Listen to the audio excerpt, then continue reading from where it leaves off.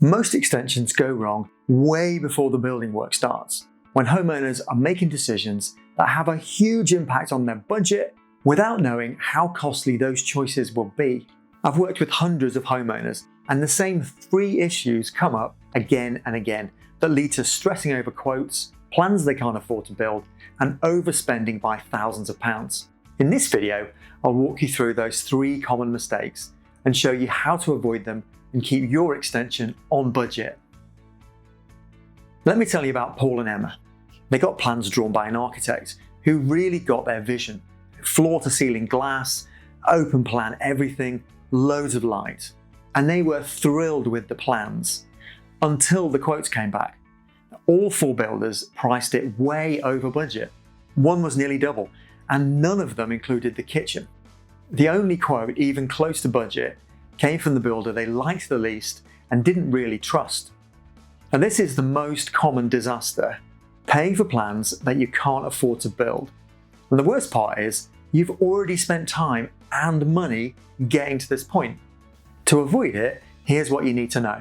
Your architect isn't necessarily designing to your budget, unless you've had a really clear money conversation early on and kept having it. A lot of the time, they're just drawing what looks good because that's what you've asked them to do. So don't skip that budget conversation. Start by asking this question up front. How will you make sure the plans you draw actually match what I can afford to build? And what happens if the quotes come in too high? And don't stop asking until you get a clear answer. The smarter move is to bring in a builder for a three-way consultation during the design phase. Someone who can sense check what's being drawn to keep things realistic from the start. Because the goal isn't just to get plans, it's to get the right plans, ones you can actually afford to build. This is exactly the kind of stress the Home Extension Planner is designed to help you avoid. I'll link to it below. It's free and it walks you through these early decisions step by step. Here's another common one. You've got your plans, you've found a few builders, you send everything over and ask for prices, and then silence for weeks. Now, one never replies, another says he'll pop round but he doesn't, a third sends over a price with barely any details, and at best you've got a handful of documents all laid out differently, all missing different things, and no real idea who's actually quoting for what. And this is where people get stuck, because it's really hard to choose a builder when you can't compare quotes, because they don't answer the same questions. So how do you avoid it? Start by following these 5 steps.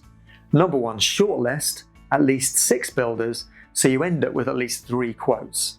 Meet them at your home and give them the same pack of drawings, specifications, and engineering calculations.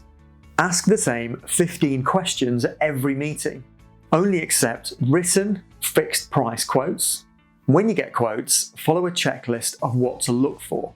Not just the total price, but what it includes, what it doesn't. Is there VAT? How long will it take? Are they insured?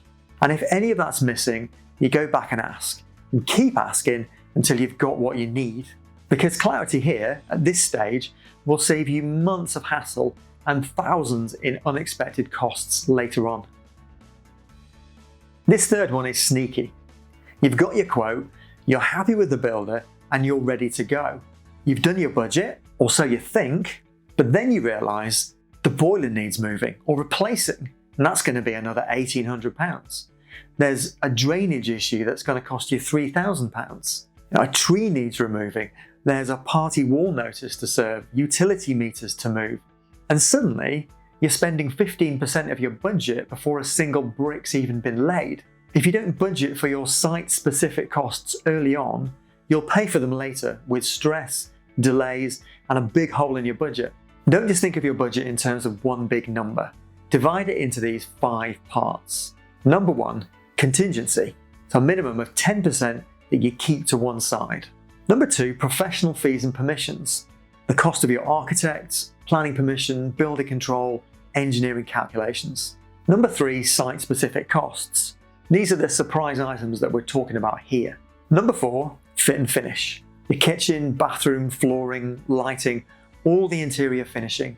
And 5 is construction, which is your budget for getting the space built. Before you get quotes from builders, do a proper site investigation. You need to know what's going to be in the way and what's going to cost you extra. Now, sloping ground, damp, trees, drains, meters, even your boiler. These are the kinds of site-specific issues that won't show up in a builder's quote unless you flag them early on. They're not generic problems, they're unique to your home, and if you don't plan for them, you'll end up paying for them later without having budgeted for them. If you spot them early, you'll have a way more accurate budget before the building work starts. If any of this sounds familiar or like something you'd rather avoid, then start with the 5-step home extension planner. It's free and it's actually part of the bigger system we use called the Home Extension Roadmap. The roadmap gives you a clear path through every stage of your project, from planning and quotes to picking the right builder. You'll find a link to the free 5-step planner down below this video. Till next time.